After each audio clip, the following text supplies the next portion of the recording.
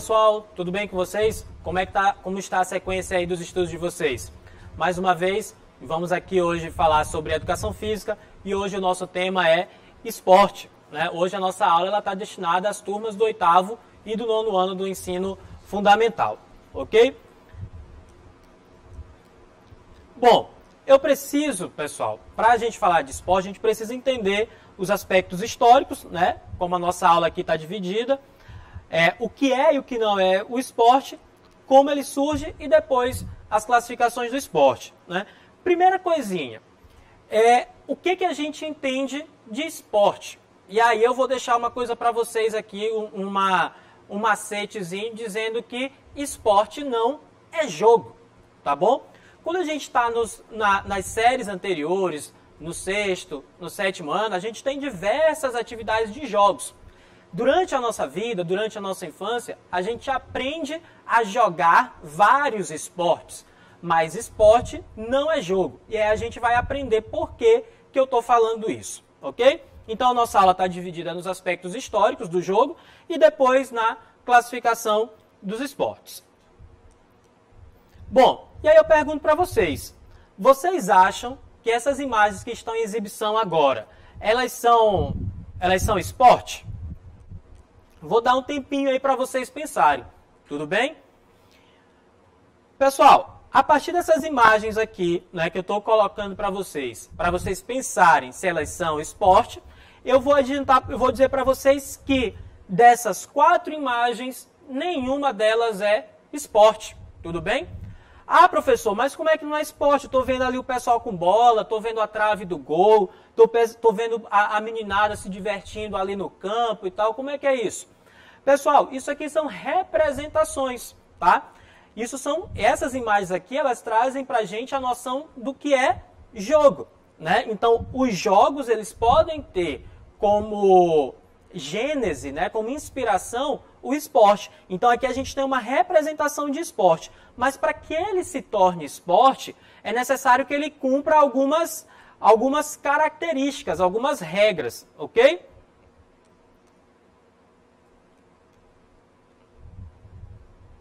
De novo. Bom, agora nessas 3 imagens que a gente tem aqui na parte superior, a gente tem o exemplo do esporte futebol. Para o esporte futebol ser esporte, ele precisa ter um conjunto de regras, ele precisa ter regimento, ele precisa ter uma entidade que vai organizar esse esporte. Então, por exemplo, seja futebol feminino ou seja futebol masculino, as pessoas aqueles que vão praticar o esporte de futebol não podem fazer o que querem, né? Porque eles vão seguir as regras, eles vão seguir os regimentos estabelecidos por uma determinada organização. Que no caso do futebol, a organização maior é a FIFA e no caso do Brasil é a CBF, que organiza essas regras, né, de tempos em tempos. Depois a gente vai ter aqui o atletismo. O atletismo, nesses moldes que aparecem aqui, ele precisa de um espaço próprio, uma demarcação, ele precisa cumprir as regras que são estabelecidas pela entidade do atletismo. Em seguida, a gente vai ter o esporte... Regina. Em seguida, a gente tem a natação que vai seguir esse mesmo padrão de obedecer as regras, de obedecer regimento. E, por fim, a gente tem aqui o badminton, né? Então, todas essas imagens aqui, elas representam esporte. E por que elas representam esporte? Porque elas cumprem regras em qualquer lugar que elas sejam praticadas. Seja no estado do Maranhão, seja no estado de São Paulo, seja no Distrito Federal. Para ser futebol, ele precisa ter um campo demarcado. Para ser natação, a nível de esporte, ela precisa estar em uma piscina que seja regulamentada.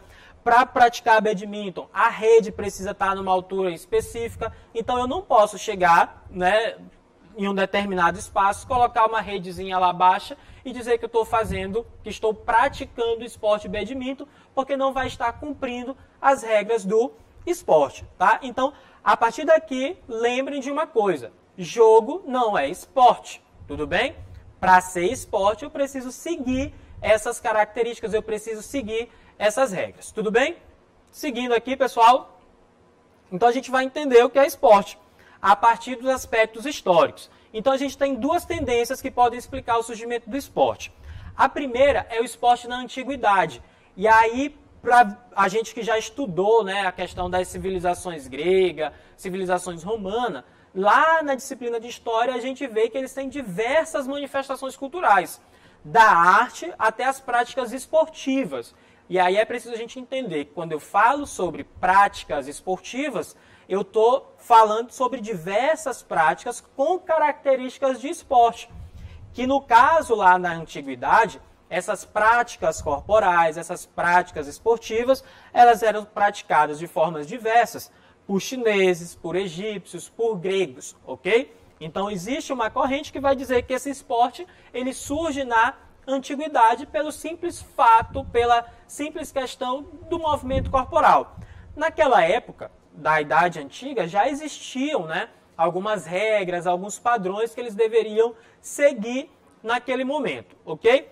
Só que, se a gente partir para outra linha de raciocínio, que entende o esporte como um fenômeno da modernidade, a gente vai entender que eles apresentam similaridades técnicas com os esportes antigos. Por exemplo, a corrida, ela é uma prática corporal que ela existe há muitos e muitos anos, né? Então, desde a Idade Antiga, na pré-história, o ato de correr ele já existia. Só que nessa vertente do esporte enquanto fenômeno moderno, ele vai seguir alguns outros padrões, ok? Além dessas similaridades técnicas, a gente vai ter a questão dos sentidos e significados do esporte na nossa sociedade atual, né? Então, a prática esportiva, a prática corporal que era realizada na Idade Antiga, ela tinha objetivos diferentes do que ela apresenta hoje, ok? Então, para a gente entender aqui essas duas tendências que se encontram, né, no campo da educação física, que o esporte surge na antiguidade, e uma outra tendência que traz o esporte, a compreensão do esporte como um fenômeno moderno, né, da era moderna da sociedade. Então, a gente vai trazer aqui esse pensamento a partir, né, do esporte enquanto fenômeno moderno. A instituição esporte ela vai ter sua origem, né, principalmente na Inglaterra. A Inglaterra ela começa a desenvolver as práticas corporais dentro das public schools, né, das escolas públicas, que logicamente, pessoal, não era com as mesmas características que a gente tem hoje de escola pública, tudo bem? Então, essas escolas públicas da Inglaterra, que eram lá no século XVIII, elas puxaram da cultura popular, os jogos populares que eram praticados naquele momento, levaram para dentro dessas escolas. A partir do momento que esses jogos passam para dentro da escola, eles vão ganhar características de educação. Eles passam a servir para educar as pessoas que vivenciavam aquela escola ali. Se essa escola não tinha as mesmas características da escola pública de hoje, significa dizer que apenas algumas pessoas tinham acesso a essa escola, certo? Que naquele período eram os filhos das classes, né, mais abastadas, da elite, né, que estava lá. Então, nesse período aqui do século XVIII, o esporte ele ganha essa característica, né, de estratégia educacional. Ele serve para educar os filhos da burguesia. E o que acontece com as camadas populares, né? O que vai acontecer aí? Então, a partir do momento que a sociedade inglesa começa a controlar esses jogos, a camada popular, os operários, eles passam a ter o controle das suas diversões. Eles já não conseguem mais se divertir da mesma forma. De qualquer modo, esse desenvolvimento, né, nas camadas populares acontecia principalmente dentro das fábricas, né? Das fábricas têxteis que aglomeravam grande parte da população trabalhadora na época. O que vai acontecer aqui? A união entre Estado, jurídico e religioso consegue dominar essa prática corporal, faz com que leve para a escola, né, para a public school, e aí, a partir desse momento, passa a condenar, passa a perseguir as práticas populares. Então, só passa a ser válido aquilo que é realizado nas public schools, nas escolas, né, da elite. Então, essa camada popular aqui, ela vai ter acesso a esse esporte de uma outra forma, ok? Vamos lá? Enquanto a classificação dos esportes, né, a gente vai ter aqui uma primeira, na visão do Tubino, a gente tem a classificação do esporte enquanto esporte educacional, esporte participação e o esporte de alto rendimento. O que significa dizer isso, pessoal? O esporte educacional tem a escola como seu lugar principal de aprendizagem. Ou seja, nas aulas de educação física, quando o professor ele vai lá desempenhar, por exemplo, ele chama os alunos para montar o time de handebol da escola. Então, nesse aspecto, nessas características, a gente estaria colocando em prática o esporte educacional, né, que tem a escola como seu local de prática. O esporte participação é aquele esporte que a sociedade pratica. Então, por exemplo, quando a gente pode se reunir na praia, né, e que chama os amigos e organiza o espaço, demarca o espaço, leva a bola, coloca o trave no tamanho adequado e vai fazer o futebol de areia, então ele está enquadrado como um esporte de participação. Ele não vai ter lá, ele não precisa ter toda a prática, toda vez que for, ele não vai ter lá o acompanhamento das entidades, né? Ele não vai ter todas as regras a seguir, mas a participação social do esporte faz com que ele ganhe suas características, né? Ou seja, é a autonomia da prática. As pessoas, os homens, as mulheres têm autonomia de se organizar e realizar essa prática corporal a partir de um determinado esporte. E, por fim, o esporte de alto rendimento. O que vai ser o esporte de alto rendimento? Ele visa o máximo rendimento corporal para determinada prática esportiva. Por exemplo, Campeonato Brasileiro de Futebol 2020 está paralisado, né? Nesse momento que a gente está passando. Mas o Campeonato Brasileiro, Série A, Série B, Série C e Série D, eles fazem parte do futebol de alto rendimento. As equipes que vão para o Campeonato Brasileiro, elas querem ter o melhor desempenho possível para que elas sejam campeãs desse torneio. Então, nesta classificação aqui, a gente vai ter esses três aspectos, essas três categorias. Esporte educacional, esporte participação e esporte rendimento. Mas a classificação do esporte ela não se encerra por aqui. Como a gente pode ver, né? Dentro dessa classificação do esporte, a gente vai ter duas lógicas para aprender a classificar esse esporte. Uma lógica interna, que ela vai estar relacionada com a situação motora para a realização de uma ação correspondente, ou seja, o meu corpo, né, eu preciso aprender quais são os movimentos que determinado esporte exige para que eu possa praticá-lo. E a lógica interna vai se referir às características e significados sociais que essa prática apresenta. Professor, o que o senhor está falando aí eu já me perdi, não estou conseguindo entender.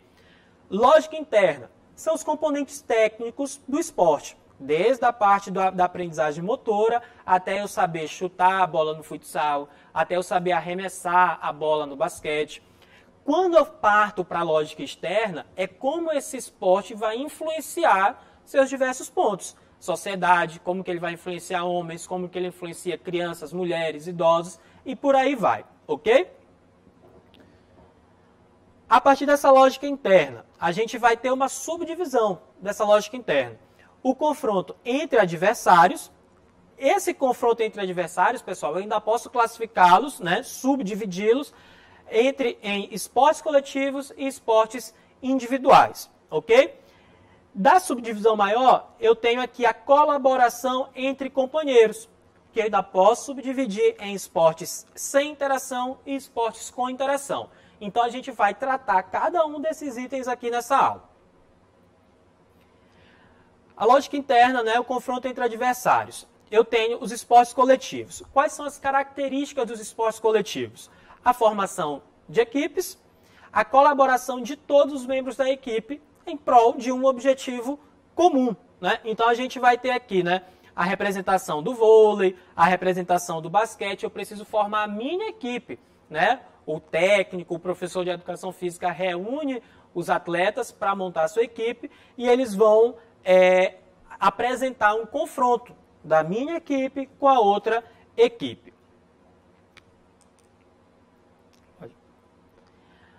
Confronto entre adversários, aí a gente vai ter a classificação dos esportes individuais, que aí ele vai ter como característica, não vai contar com auxílio e vai ter uma questão do desempenho próprio, do alto esforço. Por exemplo, tanto o judô quanto o salto ornamental, eu não posso ter a ajuda, né? No momento que eu estou lá na luta do judô, eu não posso chamar o meu colega que sabe mais do que eu para ganhar do meu adversário. Então, as características dos esportes individuais é essa, né? Que você tem ali o esforço próprio para poder vencer ou atingir o objetivo necessário. Dentro da classificação, ainda na lógica interna e a colaboração entre companheiros, a gente vai ter os esportes sem interação. O que vai ser esse esporte sem interação, mas com colaboração de companheiros? Por exemplo, no remo, pessoal, ele é um esporte que eu tenho a interação, eu tenho a colaboração dos meus colegas de equipe, mas eu não interajo com o adversário. Eu não posso interferir na execução do movimento do meu adversário, ok? Então aqui, ó, não pode haver nenhuma interferência na movimentação corporal. Então a gente tem aqui na imagem,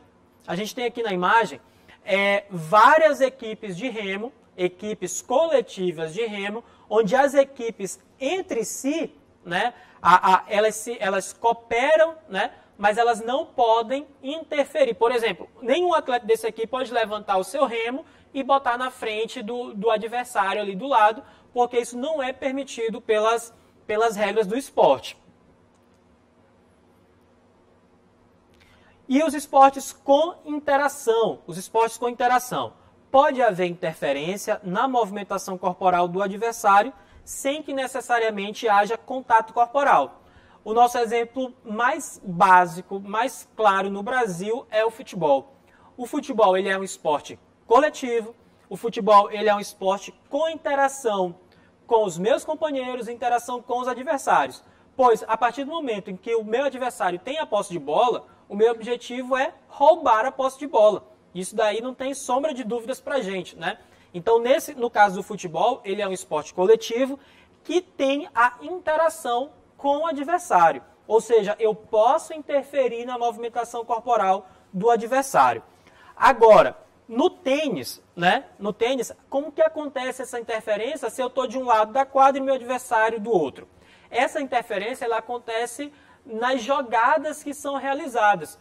A partir do saque, quando o atleta do tênis faz o saque da bola, ele já gera uma demanda para o adversário. Se ele vai conseguir devolver, se ele vai conseguir rebater, ou se ele não devolve. Então, isso é a gerada interferência, né, no esporte coletivo com interação. Seguindo aqui, pessoal, lógica interna, colaboração entre companheiros, né? Esporte sem interação. Quais são as características? Apresenta 3 tipos diferentes. Esportes de marca, esportes técnico-combinatório e esportes de precisão. A gente tem aqui, por favor, ó, os esportes de marca. Eles são baseados na comparação dos registros, que podem ser em segundos, metros ou quilos. Na natação, ele é considerado um esporte de marca, né, que está aqui. Então, a arbitragem ela vai comparar os resultados dos atletas. O atleta que for mais rápido, o atleta que terminar a sua metragem mais rápido, ele que vai ser o vencedor da prova. Então, são essas marcas que estabelecem essa característica. O atleta que realiza 50 metros em 32 segundos. Né? A depender de qual comparação se faça, ele vai precisar melhorar muito essa marca. Okay? A mesma coisa vale para o levantamento de peso olímpico. Né? Quanto que um atleta consegue levantar de peso, ele vai estabelecer uma marca para o próximo adversário que vai vir. E os esportes técnico-combinatório? Eles são caracterizados pela comparação de desempenho centrado na dimensão estética e acrobática do movimento, dentro de determinados padrões ou critérios. A ginástica rítmica ela é um esporte que ela representa muito bem isso. E faz a gente entender por que ele é técnico combinatório. Porque entre as regras da ginástica rítmica, as atletas elas têm que realizar movimentos pré-determinados, já como critério de execução do seu modo de competição. Então, elas têm que apresentar a técnica adequada, a técnica mais apurada, a que tem a maior limpeza dos movimentos, e isso vai estar combinado com o que eles treinam. Qual é a estratégia do técnico e da equipe para apresentar o melhor resultado ali naquela apresentação. E os esportes de precisão, né, referem-se ao que o objetivo central é arremessar, lançar um objeto procurando acertar um alvo específico, estático ou em movimento. Então, pessoal, o esporte de precisão, ele é um esporte extremamente técnico, né? Ele não vai apresentar interação com os outros adversários, mas o meu desempenho ele vai estar pautado, ele vai estar balizado a partir de quão preciso eu consigo ser na execução daquele movimento.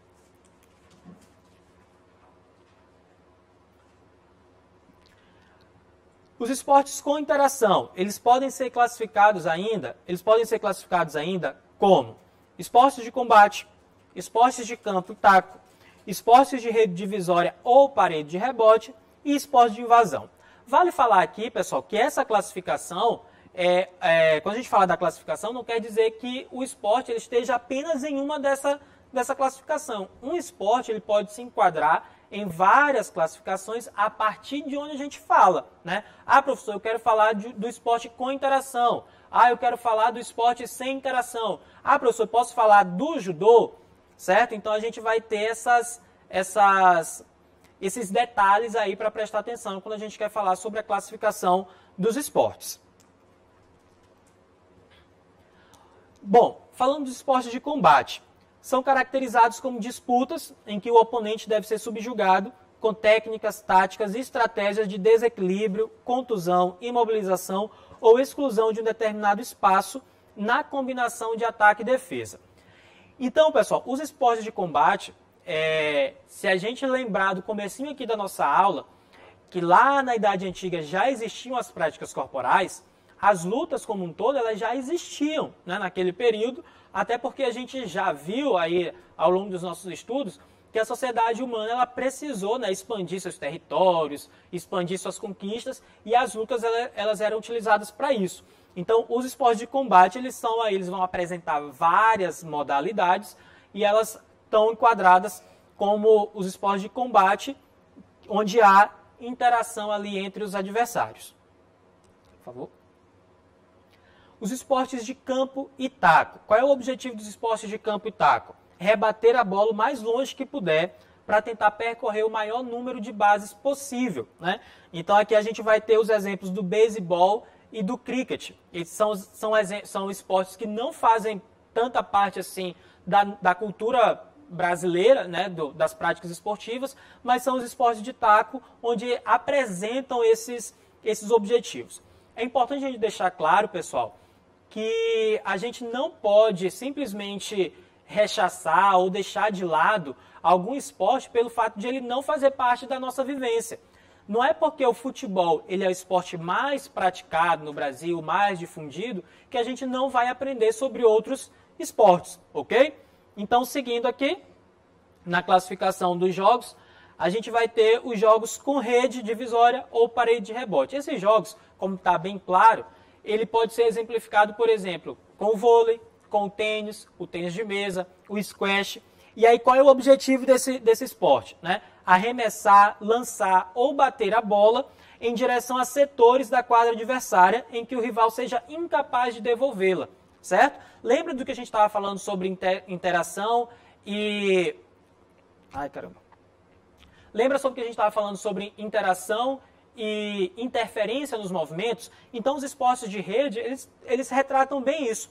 No jogo do tênis, do badminton, no tênis de mesa, os atletas eles fazem o possível para interferir o máximo possível no gestual técnico do adversário, para que ele erre, né? O objetivo é marcar ponto. Só que para eu marcar ponto, eu preciso fazer com que o meu adversário erre a devolução da bola. E os esportes de invasão são caracterizados como disputas em que uma equipe tenta ocupar o setor da quadra ou campo do adversário. Mais uma vez, o esporte mais claro para a gente entender isso aqui é o futebol e o futsal. Eles são caracterizados também como esportes de invasão, já que eu tenho duas equipes ali que tentam invadir o espaço da outra com o objetivo maior de marcar o gol, certo? Então, nos esportes de invasão, a gente vai ter como objetivo marcar o gol, fazer a cesta, fazer o touchdown lá no futebol americano, ok? E, logicamente, essa invasão, ela tem que prever que o meu campo também pode ser invadido. Então, por isso, eu tenho que ter essa preocupação na defesa do meu território, do meu campo. Aí, a partir da lógica interna, pessoal.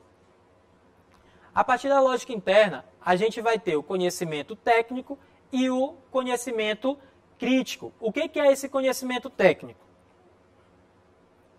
Desculpa, Regina, volta lá, por favor.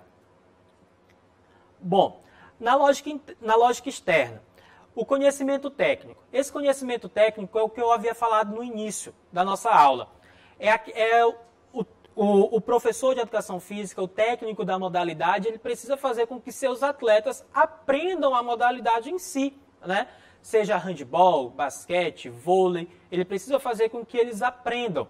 E o conhecimento crítico é fazer com que o esporte não seja apenas algo de reprodução de movimentos, mas quando a gente pratica o esporte, a gente precisa entender e compreender como que esse esporte ele vai influenciar, quais são as consequências desse esporte na vida de quem pratica, na vida das pessoas que assistem, na vida das pessoas que trabalham com o esporte, como que o esporte gera renda para as pessoas, ok? Então, a partir disso daí, a gente tem o esporte, são essas duas divisões que eu trago para vocês a partir dessa lógica externa, ok, pessoal? E por hoje, o que a gente consegue fazer o que a gente consegue fazer de síntese em relação ao esporte? Ele é compreendido como uma atividade competitiva que utiliza esforço físico vigoroso, as habilidades motoras, cuja participação envolve uma combinação de fatores intrínsecos e extrínsecos, ok? Então, hoje aqui a nossa aula ela trouxe os esportes com um apanhado geral, né, de como eles se classificam, como eles se subdividem, como que a educação física tem tratado para poder estudar esse fenômeno moderno, né, como a gente viu. Então eu espero que todos vocês fiquem bem, que vocês fiquem em casa e que continuem acompanhando nossas aulas aqui na TV Assembleia, no canal da SEDUC e que nos vemos numa próxima. Até mais, pessoal. Tchau, tchau.